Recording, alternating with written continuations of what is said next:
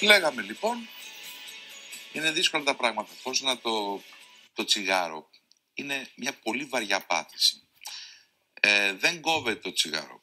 Δεν είναι τόσο απλά. Αν πεις δεν κόβεται, κόβεται. Βεβαίως κόβεται. Όταν έχεις θέληση, τα πάντα μπορεί να γίνουν. Όταν μπορεί κάποιος άνθρωπος και την χάνει απεξάρτησης από ναρκωτικά βαριά, από τη ζάχαρη, που δεν την έχουμε πάρει πολύ σοβαρά, όσο ναρκωτικό μπορεί να γίνει, μεγάλες ποσότητες αυτής, μπορεί να τελειώσεις ή να ξεφύγεις από αυτή τη λέραπα που λέγεται καπνός, τσιγάρο, καπνίζω, έχω ανάγκη να καπνίσω, πρέπει να καπνίσω. Και έχει τραγωδία. Παλιά, μόλις τέλειωνε το φαΐ, έλεγε σας κάνω ένα τσιγάρο ή με τον καφέ. Τα τελευταία αρκετά χρόνια έχουμε συνδέσει το τσιγάρο με όλα. Είμαι λυπημένος, είμαι χαρούμενος, είμαι ερωτευμένος, με απολύσανε, έχω προαγωγή, πάω καλύτερα, τι ευτυχία, τι δυστυχία. Συνέχεια με ένα τσιγάρο δίπλα. Κάποτε, πριν καλωσορίσω τους δύο εξαίρετους επιστήμονες γιατρούς μας, ένας φίλος μου, που δεν χρειάζεται να πω το όνομά του, είναι ιδιαίτερα γνωστός, τον πήρα ένα βράδυ και του είπα πάμε σε ταβέρνα πριν από πολλά χρόνια. Και μου λέει έχω σταματήσει να καπνίζω. Του είπα μπράβο, κάπνιζε 3 πακέτα την ημέρα. Μπράβο, συγχαρητήρια κτλ. Και μου λέει άρα δεν έχω και κανένα νόημα να έρθω μαζί σου να πάμε σε ταβέρνα. Τι νόημα έχει αφού δεν θα καπνίσω. Αυτό έγινε και άλλες μέρες. Πάμε να πιούμε ένα ποτό, πάμε στο σπίτι του τάδε, πάμε εκεί. Και μου λέει τι νόημα έχει αφού δεν έχω να καπνίσω. Θα κάτσω στο σπίτι μου να κοιτάω τηλεόραση και θα κοιτάξω να κοιμηθώ και νωρίς. Δεν υπάρχει λόγος να καπνίσω. Δεν πρέπει να καπνίσω ξανά, άρα δεν υπάρχει και λόγος να βγω. Λοιπόν, καταλήξαμε βεβαίως σε... Καλωσορίζω τους καλεσμένους μας που είναι ο κύριος... να ξεκινήσουμε από δεξιά μου. Ο πρώτος κύριος είναι ο κύριος Μιχάλης Τούμπης, είναι πρόεδρος της Ελληνικής Πνευμονολογικής Εταιρείας. Καλώς ήρθατε, κύριε καθηγητά. Και είναι και ο κύριος Κωνσταντίνος Φαρσαλινός, ο οποίος είναι ερευνητής στο Νάσιο Καλλιεργικό Κέντρο και στο Πανεπιστήμιο της Πάτρας, με πολλές μελέτες γύρω από το ηλεκτρονικό τσιγάρο. Ανοίγοντας την κουβέντα, να πούμε ότι ακόμη μαχόμαστε, κάπνισε πίπα, πάρε ένα ηλεκτρονικό τσιγάρο, κάνε εκείνο, κάνε τ' άλλο, προσπάθησε να καπνίζει λιγότερο. Τέλος πάντων, μερικοί άνθρωποι, γνωστοί φίλοι, συγγενείς, το βλέπουμε άλλως και στους δρόμους, κατέληξαν ότι είναι καλύτερα να καπνίζει ηλεκτρονικό τσιγάρο, είναι ατμός, δεν κάνει κάτι κακό, όλα είναι καλά. Για να δούμε αν είναι ακριβώς έτσι τα πράγματα. Για την ιατρική κοινότητα δεν υπάρχει δίλημμα ηλεκτρονικό τσιγάρο καλό ή όχι. Υπάρχει μια τεράστια συζήτηση τα τελευταία χρόνια μεταξύ της ιατρικής κοινότητας και των αυτών που προωθούν το ηλεκτρονικό τσιγάρο, για τις επιστημονικές εταιρείες και τις υγειονομικές αρχές που ασχολούνται με τον έλεγχο του καπνίσματος. Σίγουρα το ηλεκτρονικό τσιγάρο δεν αποτελεί ασφαλή εναλλακτική λύση του καπνίσματος. Και αυτό είναι σαφές και είναι διατυπωμένο με όλες τις δυνατές μορφές. Επίσης, ένα δεύτερο στοιχείο που εμείς, επειδή ασχολούμαστε με τη διακοπή του καπνίσματος, είναι ότι δεν το θεωρούμε ως βοήθημα για τη διακοπή του καπνίσματος. Και τρίτον, υποστηρίζουμε ότι όπως υπάρχει απαγόρευση του καπνίσματος στους δημόσιους χώρους, στην Ελλάδα βέβαια επιτρέπεται μάλλον στους δημόσιους χώρους. Επιβάλλεται μερικές φορές. Έτσι και για το ηλεκτρονικό τσιγάρο θα πρέπει να μην διαφημίζεται ούτε από την τηλεόραση, ούτε να επιτρέπεται η χρήση του μέσα σε δημόσιους χώρους. Αυτές είναι οι επίσημες θέσεις της ιατρικής βασικά κοινότητας. Υπάρχουν βέβαια και οι αντίθετες φωνές και από τον ιατρικό κόσμο με συγκεκριμένα επιχειρήματα και τα οποία... Ότι αν δεν μπορείς να το κόψεις με τίποτα το κανονικό τσιγάρο, έστω να καταφύγεις στο ηλεκτρονικό. Όχι. Λέτε, όχι, δεν υποστηρίζεται ούτε από αυτούς που προωθούν το ηλεκτρονικό κάπνισμα αυτή η τακτική. Η διακοπή του καπνίσματος έχει συγκεκριμένα βοηθήματα και μέσα σε αυτά τα βοηθήματα δεν είναι το ηλεκτρονικό τσιγάρο. Δεν έχει δοκιμαστεί επαρκώς ως βοήθημα, έχουν γίνει κάποιες κλινικές μελέτες ως βοήθημα, δεν έχουν αποδειχθεί ότι είναι ιδιαίτερα αποτελεσματικές, ούτε ότι υπερέχουν από τα προϊόντα που χρησιμοποιούμε για τη διακοπή του καπνίσματος. Και ως εκ τούτου περιμένουμε τα αποτελέσματα κλινικών μελετών, μεγάλων κλινικών μελετών, για να δούμε αν πράγματι αυτά μπορούν να χρησιμοποιηθούν ως βοηθήματα για τη διακοπή του καπνίσματος. Ο πολλής κόσμος βέβαια που προσφεύγει σε αυτό δεν προσφεύγει για να κόψει το κάπνισμα. προσφεύγει για να καπνίσει, ανώδυνα. Κάτι πιο ελαφρύ, κάτι πιο μη... Όχι πιο ελαφρύ, ότι έχεις μια αίσθηση τάχατες, αλλά δεν σε πειράζει. Πάνω σε αυτό έχω πολλά πράγματα να πω, αλλά έχω και εγώ κάποια στιγμή να πω. Πάμε στον κύριο Φασαλινό. Κύριε Φασαλινό, έχετε ασχοληθεί εσείς με το θέμα, έχετε δημοσιεύσει και πολλά πράγματα. Πάμε να μας πείτε. Ναι, κοιτάξτε να δείτε. Καταρχάς, ένα πράγμα είναι ξεκάθαρο από την επιστημονική βιβλιογραφία. Ότι το ηλεκτρονικό τσιγάρο είναι κατά πολύ λιγότερο βλαπτικό από το κάπνισμα. Αυτό είναι ξεκάθαρο και δεν υπάρχει ουδέμια αμφιβολία. Για έναν και μοναδικό λόγο. Για το γεγονός ότι δεν υπάρχει καύση. Θα πρέπει να ξέρετε ότι γνωρίζουμε εδώ και 40 χρόνια ότι το τσιγάρο σκοτώνει λόγω των προϊόντων καύσης. Από τίποτα άλλο. Εισπνέεις ένα καπνό, η άκρη του τσιγάρου καίγεται σε θερμοκρασίες που φτάνουν τους 950 βαθμούς και εδώ έχουμε το ηλεκτρονικό τσιγάρο, το οποίο είναι μια ηλεκτρική συσκευή, η οποία εξατμίζει ουσιαστικά υγρό σε θερμοκρασίες περίπου 200 βαθμών Κελσίου. Αυτό και μόνο τα λέει όλα. Από εκεί και πέρα. Λέμε ότι να σας διακόπτω και να μου επιτρέπετε. Αδαώς. Όμως παίρνει και κάποια φυσίγγια νικοτίνης. Βεβαίως. Αυτό καταλαβαίνουμε τις ποσότητες που βάζουμε εμείς οι άσχετοι. Τις καταλαβαίνουμε για ένα πολύ απλό λόγο. Ότι ο άνθρωπος είναι προγραμματισμένος να αυτοελέγχει την ποσότητα νοικοτήνης που θα προσλάβει. Γι' αυτό και το ίδιο συμβαίνει και με τα τσιγάρα. Δηλαδή, δύο άνθρωποι, αν καπνίσουν το ίδιο τσιγάρο, θα πάρουν διαφορετικές ποσότητες νοικοτήνης. Γιατί έτσι είναι προγραμματισμένοι να πάρουν συγκεκριμένη ποσότητα νοικοτήνης. Αλλά η νοικοτήνη, να ξέρετε ότι είναι γνωστό εδώ και χρόνια, δεν έχει σκοτώσει ποτέ κανένα καπνιστή. Η νοικοτήνη δεν ευθύνεται για τίποτα. Όχι, οφείλεται η εθιστική ιδιότητα του καπνίσματος, οφείλεται ως επιτοπλίστων στην νοικοτήνη, αλλά η νοικοτήνη δεν προκαλεί ούτε καρκινογενέσεις, ούτε καρδιαγγειακά νοσήματα καν, ούτε αναπνευστικά νοσήματα. Από εκεί και πέρα, και αυτό είναι γνωστό, δεν είναι καν ταξινομημένη ως καρκινογόνος ουσία. Και έχουμε πληθώρα μελετών, επιδημιολογικών μελετών στον άνθρωπο, δεν μιλάω για πειραματόζωα, όπου έχουν αποδείξει ότι η νοικοτήνη δεν είναι καρκινογόνος. Από εκεί και πέρα θα σας πω κάτι για το ηλεκτρονικό τσιγάρο και αν χρησιμοποιείται ως μέσο διακοπής του καπνίσματος. Στην Ευρωπαϊκή Ένωση, σύμφωνα με το Ευρωβαρόμετρο του 2014, από τους σημερινούς καθημερινούς χρήστες ηλεκτρονικού τσιγάρου, το 47%, ακούστε το νούμερο, έχει διακόψει το κάπνισμα.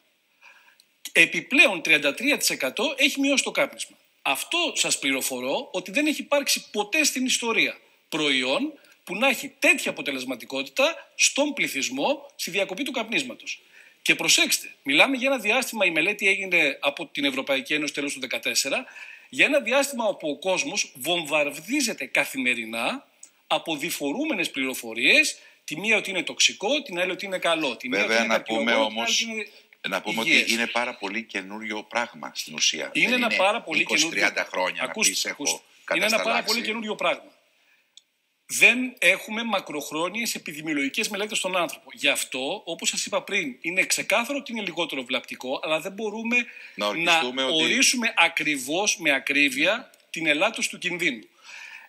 Ο Οργανισμός Δημόσιας Υγείας της Αγγλίας, να σας πω το εξής, πριν από 3 μήνες δημοσίευσε μία αναφορά, στην οποία είχε και την τιμή να είμαι ένας από τους αξιολογητές, ένας από τους 4 αξιολογητές από όλο τον κόσμο, αναφέροντας ότι το ηλεκτρονικό τσιγάρο είναι κατά 95% λιγότερο βλαπτικό από το κάπνισμα. Αυτό βασίστηκε όχι σε μακροχρόνιες επιδημιολογικές μελέτες, τις οποίες θα πρέπει να περιμένουμε βέβαια, αλλά στο γεγονός ότι τα περισσότερα τοξικά που γνωρίζουμε ότι υπάρχουν στον καπνό του τσιγάρου, 7.000 ουσίες έχει ο καπνός του συμβατικού τσιγάρου, έτσι, λείπουν τελείως από το ηλεκτρονικό τσιγάρο, ενώ κάποια άλλα ανεβρίσκονται εκεί, αλλά σε ποσότητες οι οποίες είναι εκατοντάδες έως και χιλιάδες φορές μικρότερες. Άρα δεν είναι ένα κάτι πολύ απολύτως ασφαλές. Αυτό είναι ξεκάθαρο. Να σας κάνω λοιπόν τώρα μια ερώτηση, την οποία αμέσως θα έρθετε στον αντίλογο, κύριε Καδιτά, δεν είναι θέμα. Μια συζήτηση κάνουμε οι τρεις μας. Όλα αυτά τα αρωματικά που βάζουν μέσα με μυρωδιά βανίλιας, κανέλας και άλλων διαφόρων πραγμάτων. Και η έρευνα του Χάρβαρντ, την οποία δεν νομίζω ότι θα αμφισβητήσετε, για τον πνεύμονα POC porn.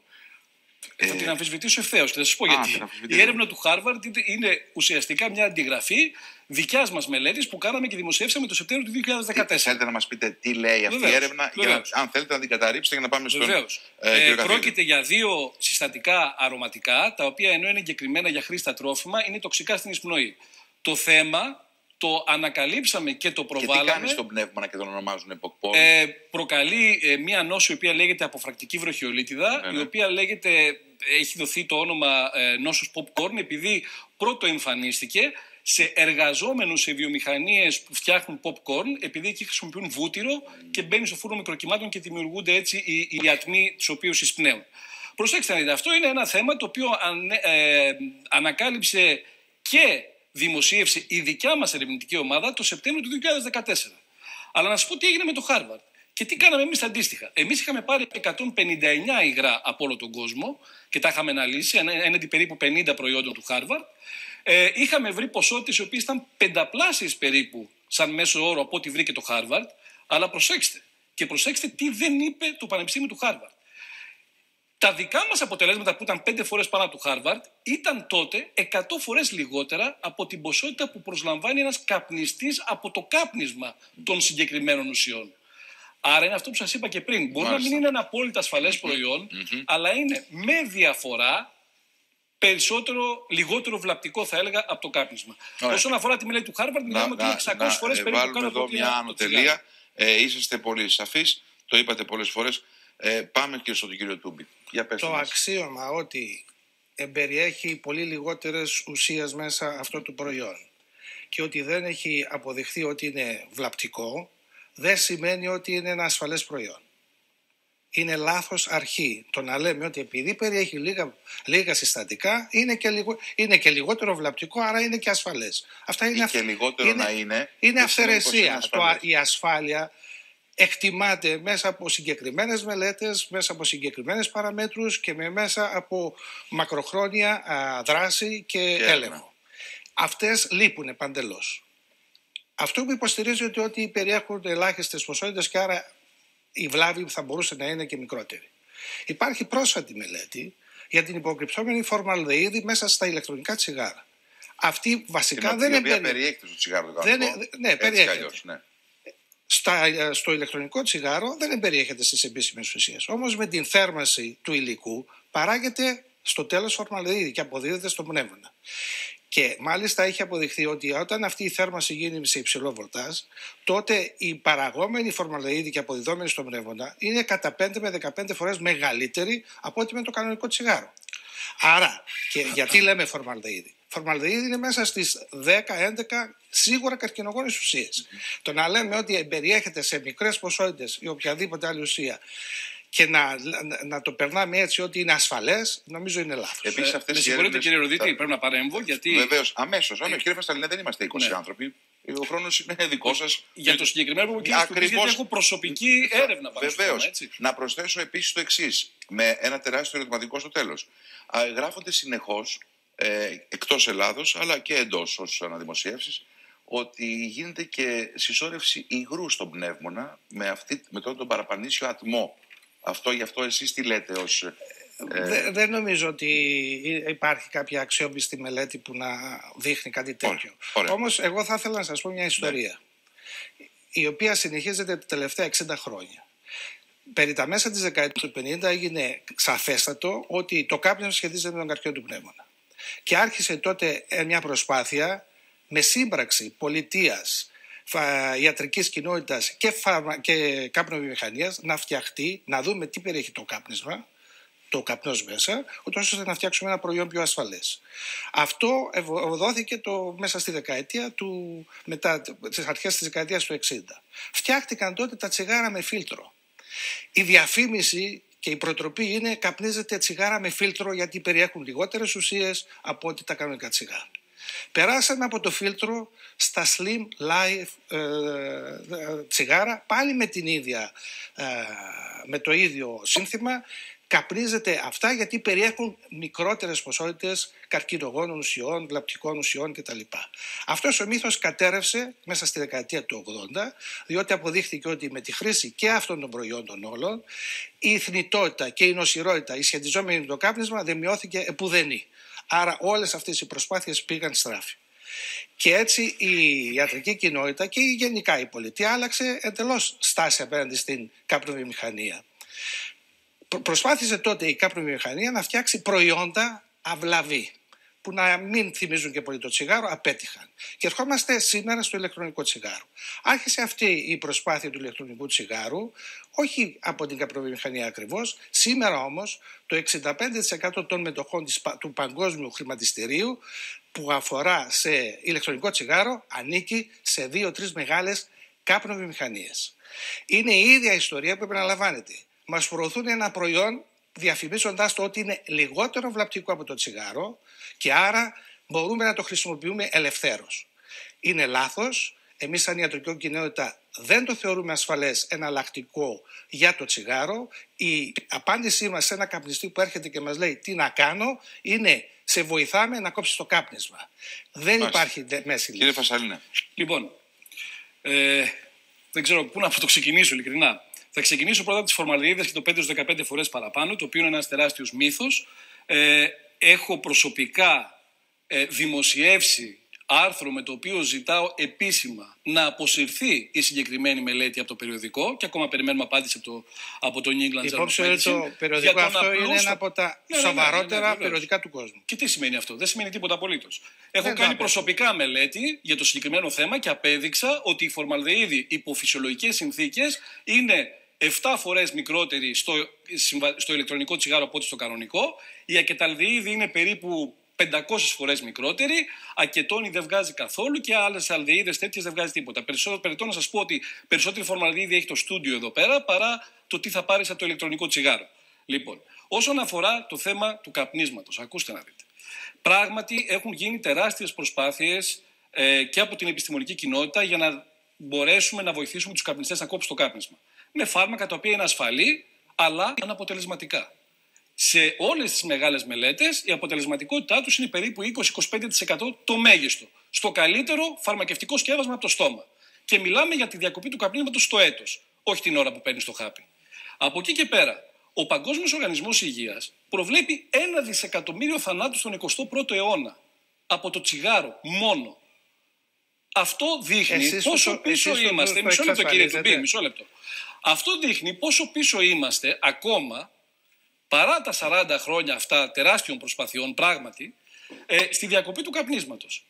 Και εδώ έχουμε ένα προϊόν το οποίο δεν μοιάζει καθόλου με τα τσιγάρα με φίλτρο, με τα τσιγάρα χωρίς φίλτρο, με οτιδήποτε άλλο, γιατί δεν είναι κάπνισμα, δεν είναι παραγόμενος καπνός και δεν υπάρχει καύση, είναι ξεκάθαρο.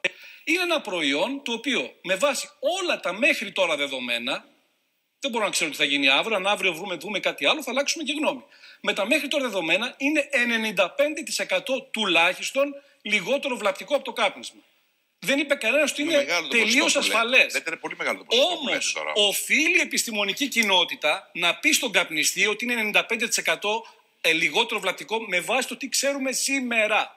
Και θα αποφασίσει ο καπνιστής. Αν μπορούσαμε, λέγοντας στον καπνιστή κόψτο να το κόψει, δεν θα υπήρχε λόγος να υπάρχει ηλεκτρονικό τσιγάρο. Ξεχνάτε κάτι, το 95% των καπνιστών γνωρίζουν το κάπνισμα, τους δημιουργεί πρόβλημα στην υγεία. Το ξέρουν όλοι πλέον. Δηλαδή, αν ήταν έτσι, θα μπορούσαμε να πούμε σε μια μέρα να το έχουν κόψει όλοι. Είναι δυστυχώς πάρα πολύ δύσκολο. Να κάνουμε μια ερώτηση. Δηλαδή, εσείς στον καπνιστή που είναι καρδιοπαθής, θα του συστήσετε όχι να κόψει το κάπνισμα, όχι δεν θα το βοηθήσετε να κόψει το κάπνισμα, πάρτε ένα ηλεκτρονικό τσιγάρο γιατί είναι θα συστήσω ό,τι σύστησε η Αμερικανική Καρδιολογική Εταιρεία. Δηλαδή, στον καπνιστή ο οποίος δεν μπορεί, που είναι η πλειονότητα, και δεν θέλει να κόψει μισό λεπτό, αυτό ακριβώς είπε, μην με αμφισβητείτε, που δεν μπορεί ή δεν θέλει να κόψει το κάπνισμα με τα εγκεκριμένα φαρμακευτικά σκευάσματα, οφείλουμε, λέει η Αμερικανική Καρδιολογική Εταιρεία, οφείλουμε να υποστηρίξουμε μια προσπάθειά του να το διακόψει με ηλεκτρονικό τσιγάρο. Και με το ηλεκτρονικό τσιγάρο γίνονται προσπάθειες διακοπής του καπνίσματος. Αυτό είναι άλλη ιστορία. Ο λόγος ο νομικός για τον οποίο οι εταιρείες δεν μπορούν να χρησιμοποιήσουν τη λέξη διακοπή του καπνίσματος είναι καθαρά νομικίστικο. Γιατί για να το χρησιμοποιήσεις ως εταιρεία θα πρέπει να έχεις πάρει άδεια φαρμακευτικού σκευάσματος. Δηλαδή, αλλά όλοι εμείς αυτό θέλουμε. Δηλαδή, να πάρει κάποιο ηλεκτρονικό για να το κόψει το κάπνισμα. Δηλαδή, όχι, οι προωθητές του ηλεκτρονικού καπνίσματος δεν υποστηρίζουν αυτό.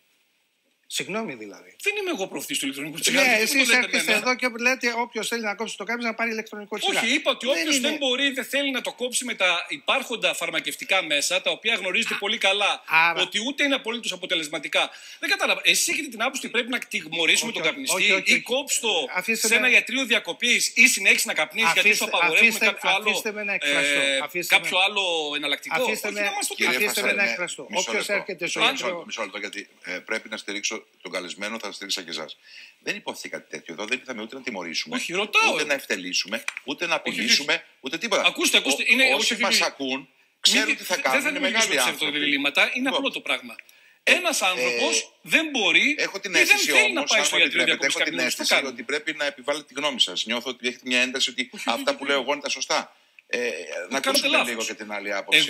Αφήστε λίγο τον κύριο Τούμπη. Το κάπνισμα και δεν μπορούν να κόψουν το κάπνισμα είναι μια συγκεκριμένη κατηγορία. Θα μαλώσει κάποιον το δάχτυλο κόψει. Πού θα απευθυνθούν, θα πρέπει να απευθυνθούν πράγματι στα ιατρεία διακοπής καπνίσματος. Τα ιατρεία διακοπής καπνίσματος θα τους βοηθήσουν να κόψουν το κάπνισμα. Δεν μπορούμε να πούμε να αφήσουμε τον καπνιστή αβοήθητο ή να τον αφήσουμε να πει μόνος του, εγώ δεν το κόβω, δεν μπορώ. Μα πρέπει πρώτα να το συζητήσουμε με τον καπνιστή και να αποδειχθεί πράγματι ότι δεν μπορεί και τότε επιτρέπεται η εφαρμογή αυτών που ξέρουμε και είναι εγκεκριμένα. Το ηλεκτρονικό κάπνισμα δεν είναι εγκεκριμένο βοήθημα. Τέρμα. Γιατί αν έπρεπε να ήταν φαρμακευτικό προϊόν και φαρμακευτικό προϊόν δεν είναι. Χρησιμοποιούμε νοικοτήνη για τη διακοπή του καπνίσματος που περιέχει το ηλεκτρονικό τσιγάρο. Όμως αυτά έχουν ελεγχθεί με κλινικές μελέτες και οι συσκευές τους και η αποτελεσματικότητά τους και ο χρόνος που πρέπει να τα χρησιμοποιήσουμε και τέτοια. Κάτι τέτοιο για το ηλεκτρονικό τσιγάρο δεν έγινε. Αυτή η συζήτηση που κάνει τώρα. Για το περιβόητο, χωρίς να πούμε όνομα, χάπι που αηδιάζει το τσιγάρο ενώ καπνίσεις και σε λίγες μέρες. Υπάρχουν τέτοια. Ναι, αυτό είναι εγκεκριμένο επίσης. Δηλαδή έχουν γίνει μελέτες για το. Υπάρχουν 3 φάρμακα για τη διακοπή του καπνίσματος. Η νοικοτήνη, προϊόντα νοικοτήνη, παράγοντα νοικοτήνης. Είναι η βαρινικλίνη και είναι η βουπροπιόνη. Αυτά είναι τα 3 πρωτεύοντα φάρμακα που έχουν εγκριθεί με τον FDA παγκοσμίως, με έρευνες, ότι είναι βοηθήματα για διακοπή του καπνίσματος. Και λέτε πως δεν έχει εγκριθεί από κανένα κράτος, δηλαδή από το. Όχι. Καμία αρχή, ο FDA στην Αμερική, δεν εγκρίνει το ηλεκτρονικό τσιγάρο ως βοήθημα για διακοπή του καπνίσματος. Τώρα, κάποια εταιρεία τώρα. Η ιατρική εταιρεία που δίνει μια οδηγία στα μέλη της ότι αν ο καπνιστής είναι σε απελπισία θα καπνίσει οπωσδήποτε, δώστε του, βοηθήστε τον έτσι, είναι μια άλλη θέση. Εμείς μιλάμε για εγκεκριμένα βοηθήματα διακοπής καπνίσματος. Ναι, το ηλεκτρονικό τσιγάρο δεν είναι φάρμακο. Και πράγματι δεν έχει πάρει έγκριση ως φάρμακο. Εμείς χρησιμοποιούμε. Δεν είπε κανένας το χρησιμοποιεί και κανένας δεν το χρησιμοποιεί ως φάρμακο, ξέρετε. Το χρησιμοποιεί, ξέρετε γιατί. Για να υποκαταστήσει την ευχαρίστηση που αισθάνεται το καπνιστή από το κάπνισμα με ένα άλλο προϊόν. Με τα χείλη του και την κίνηση. Με ένα άλλο προϊόν το οποίο είναι σημαντικά λιγότερο βλαπτικό. Όχι, δεν καπνίζω πλέον. Κάπνιζα στο παρελθόν. Εγώ να κάνω μια τελευταία. Εγώ κάπνισα βέβαια. Και ήμουν καπνιστής και το διέκοψα πριν πολλά χρόνια. Όμως να πω μια τελευταία λέξη για την νοικοτήνη. Εμπεριέχει, λέει, ελάχιστες ουσίες μέσα και νοικοτήνη. Και περνάμε το νοικοτήνη έτσι. Λες και είναι κάτι απλό. Η νοικοτήνη είναι εξαρτησιογόνος ουσία. Προκαλεί τον ίδιο βαθμό εξάρτησης όπως η κοκαίνη με άλλες λέξεις. Την ίδια. Όταν λοιπόν νέοι άνθρωποι, δεν το έχουμε ακόμα στην Ελλάδα, στην Αμερική και στη Βόρειο Ευρώπη υπάρχει αυτό το πρόβλημα. Ότι οι νέοι άνθρωποι αρχίζουν το ηλεκτρονικό κάπνισμα πρώτα. Και μετά μεταπηδάνε, αν μεταπηδήσουν, γι' αυτό θεωρείται το ηλεκτρονικό κάπνισμα ως η κερκόπορτα έναρξης του καπνίσματος. Όταν σε δημιουργήσει εξάρτηση το ηλεκτρονικό τσιγάρο στη νοικοτήνη, πού θα αναζητήσεις μετά την νοικοτήνη? Στον καπνιστό αέρα ή στο τσιγάρο? Έτσι λοιπόν ένα σημαντικό ποσοστό αυτών των ανθρώπων που αρχίζουν με ηλεκτρονικό τσιγάρο, νέοι άνθρωποι, έφηβοι, μετά μεταπηδούν στο κανονικό κάπνισμα. Και εκεί, σε χώρες όπου παρατηρήθηκε σαφής μείωση της καπνισματικής συνήθειας για πάρα πολλά χρόνια, αρχίζει τώρα δειλά και αυξάνεται πάλι με κερκόπορτα το ηλεκτρονικό τσιγάρο. Μισό λεπτό. Αυτά είναι ανακρίβειες τελείως. Η τελευταία μελέτη που έγινε στην Αμερική έδειξε ότι το 95% των παιδιών που δοκιμάζουν ηλεκτρονικό τσιγάρο δοκιμάζουν χωρίς νοικοτήνη. Δεν υπάρχει ούτε μία μελέτη που να έχει δείξει ότι κάποιος εθίστηκε από νοικοτήνη στο ηλεκτρονικό τσιγάρο και μεταπήδησε μετά στο κανονικό. Δεν υπάρχει ούτε μία, σας διαβεβαιώνω. Όλες οι μελέτες, τις ξέρω όλες, ακούστε. Καμία δεν ρώτησε, καμία από αυτές τις μελέτες που δημοσιεύτηκαν δεν ρώτησε αν οι χρήστες αυτοί χρησιμοποιούσαν νοικοτήνη ή όχι. Τις έχω όλες διαβάσει λέξη προς λέξη. Ουδεμία. Το 95% των νέων που δοκιμάζει ηλεκτρονικό τσιγάρο, δοκιμάζει χωρίς νοικοτήνη. Επίσης, η αύξηση της χρήσης ηλεκτρονικού τσιγάρου στους νέους συνοδεύτηκε με την μεγαλύτερη ιστορικά μείωση του καπνίσματος στις ΗΠΑ που έχουμε δει τα τελευταία 20 χρόνια. Για πρώτη φορά έπεσε κάτω από 10% στα παιδιά. Μάλιστα. Είναι εντυπωσιακά τα νούμερα, δεν βγαίνουν ακόμα περισσότερο. Το μήνυμα που δίνουμε είναι: παιδιά, καπνίστε ηλεκτρονικό τσιγάρο, μην καπνίζετε κανονικό τσιγάρο. Δεν αφήνουμε κανένα μήνυμα. Δεν είναι μήνυμα αυτό. Το ηλεκτρονικό τσιγάρο περιέχει μέσα νοικοτήνη. Και η νοικοτήνη δυστυχώς. Στους τηλεθεατές μας, κύριε καθηγητά και κύριε Φασσαλινέα, απευθυνόμαστε στους τηλεθεατές μας, οι οποίοι εν τέλει αυτοί θα αποφασίσουν τι θα κάνουν στη ζωή τους, αν θα συνεχίσουν το τσιγάρο. Εγώ έχω φίλους. Εγώ το έχω δηλώσει, το ξέρετε, δυστυχώς παραμένω ένας τραγελαφικός και κακός καπνιστής. Προσπαθώ γνωσμένα, τέλος πάντων, πρέπει κάποτε να πάρω οριστικά απόφαση, νομίζω, και να μην ασχοληθώ και να τελειώσει η ιστορία. Ίσως και χωρίς βοήθεια. Τελευταία δήλωση. Αλλά όμως, θα σας πω ότι έχω φίλους που αφού καπνίζουν ηλεκτρονικό τσιγάρο, μετά το φαΐ, λέει: δώσ' μου ένα τσιγάρο. Αυτή είναι διπλή καπνιστές. Θέλω να πω, ξέρετε πώς γίνεται αυτό. Και αρχίζει μετά. Σε έναν καφέ, δώσ' μου ένα κανονικό τσιγάρο, δώσ' μου και άλλο τσιγάρο. Μετά έχω αυτό όλη την ημέρα στο στόμα. Και αυτή η αίσθηση με τα χείλη, αυτός ο θυλασμός που καταλήγουμε σε φροηδικές ιστορίες, δεν ξέρω. Πρέπει κάποια στιγμή να πάρουμε αποφάσεις όλοι μας ότι τέλος τα πάντα. Ό,τι προσωμιάζει με κάπνισμα το διατηρεί και το διονύζει. Θα ξεκαθαρίσω ότι απευθυνόμαστε καπνιστές. Είστε πολύ αυστηροί στο απευθυνόμαστε μόνο σε καπνιστές και πουδενή δεν πρέπει ένας μη καπνιστής ούτε καν να σκεφτεί να ξεκινήσει χρήση ηλεκτρονικού τσιγάρου. Δεν υπάρχει κανένας απολύτως λόγος. Ευχαριστώ και τους δυο σας. Ευχαριστούμε για την πραγματικά ουσιαστική κουβέντα.